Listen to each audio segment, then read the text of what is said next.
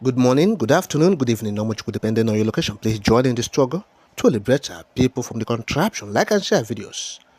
Nuro luayo, na nuro luayo. Nuro luayo, na nuro luayo. Ọ dịghị mgbe ike mmadụ ga-akarị ike Chukwu. Ọ dịghị mgbe ike Nigeria ga-akarị ike Biafra. Nna nuro, onye kere ụwa nuro luayo. Nna nuro, Olisa binigwe nuro akwayo. Now, the news updates. About Mazi Nnamdi Kanu rising up to demand his release from the international community, virtually dragging Nigeria to the international community, writing a huge petition for that effect and directing it to the US and the UN and other big international bodies. As I speak to you now, there is an update on that particular petition. There is an update because Mazi Nnamdi Kanu wrote that letter himself and personally sent that letter by himself through a soldier, a trusted soldier in this battle for freedom, a member of his legal council, a very strong, dependable man in the person of Maxwell Okpara. And as I speak to you right now, he has landed in France. He has landed abroad with a message that is clearly stated that he is on a mission to see all the heads of states, all the stakeholders in all the top countries in Europe, dispatching the message from Mazi Nnamdi Kanu himself, demanding the release of Mazi Nnamdi Kanu. And here exactly him on landing on the turf of abroad, in landing on the turf of the airport.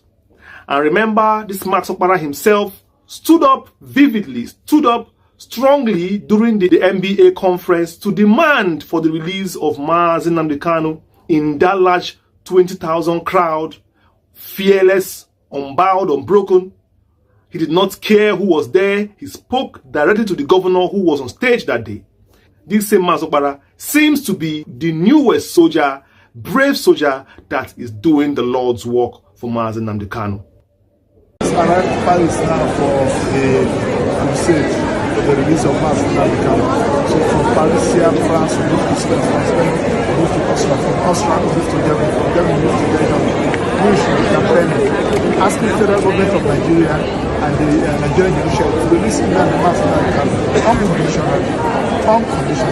That's what. That is to show you that as we are speaking right now, Mazi Nnamdi Kanu's message has already left the shores of Nigeria, not via email or via normal mail or via phone call, but hand to hand, directly submitted to these bodies, directly to their presidents, directly to their Senate, directly to their Congress, directly to their offices around the world. That is why Max Okpara is in abroad right now, because he is coming to deliver that lengthy, ultimatum and petition from Mazi Nnamdi Kanu about his ordeal in the hands of Nigeria since his illegal rendition in 2021, and for the fact that they have kept him, in these chains for many years without even caring to know that he has been granted freedom by many courts, both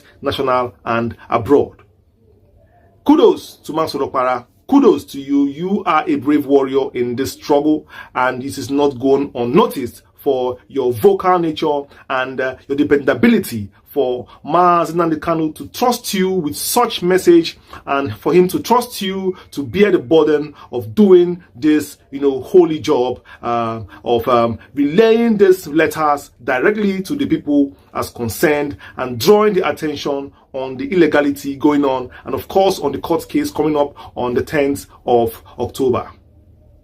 The WIC, which is the World Igbo Congress, has also come out to condemn and also issue a very strong word to Nigeria on the ongoing illegal treatment of Mazi Nnamdi Kanu, saying it very clearly that should anything happen to Mazi Nnamdi Kanu, it's not going to be crayfish and onions.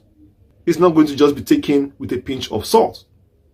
In a statement released by Mr. Festus Okere, who is the chairman of the WIC, which is the World Igbo Congress, he said these exact words: "The greatest slap that Ndi Igbo has gotten from the Nigerian government is the incarceration of Nnamdi Kanu.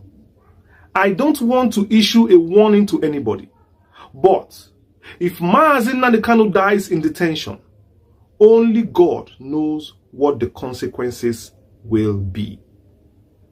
That is the exact words of Mr. Festus Okere, the president of the World Igbo Congress. World Igbo Congress. That is diaspora. Every Igbo man in diaspora. This is the president speaking. He's speaking on behalf of the Igbos in diaspora. The diaspora. You know what that means? We have over 10 million Igbos, if not up to 20 million Igbos living abroad. And that is not an ordinary statement. That is a direct statement given to the Nigerian authority that they should release Mazi Nnamdi Kanu. This is a step in the right direction, because at this point in our struggle, we need every voice to be on the table, speaking for this man, speaking for this cause, because whatever tribe you find yourself in Nigeria, Mazi Nnamdi Kanu has spoken for you indirectly in one way or the other.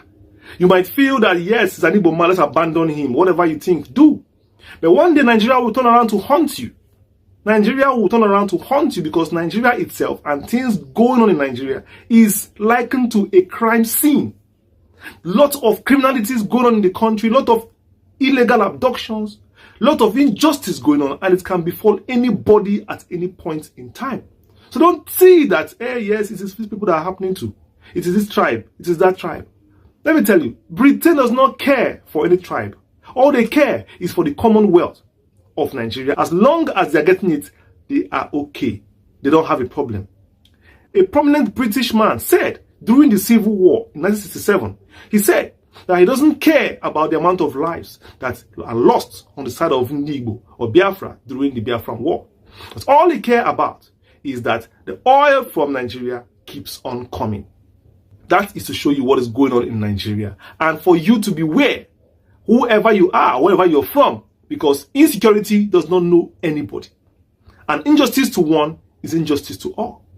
But of course, as we know, the Igbos are left alone in their cause. And we keep on fighting because we are not afraid anywhere to stand alone. That is why you see an Igbo man in any part of the world alone, because he believes that once he has his God, he has everything.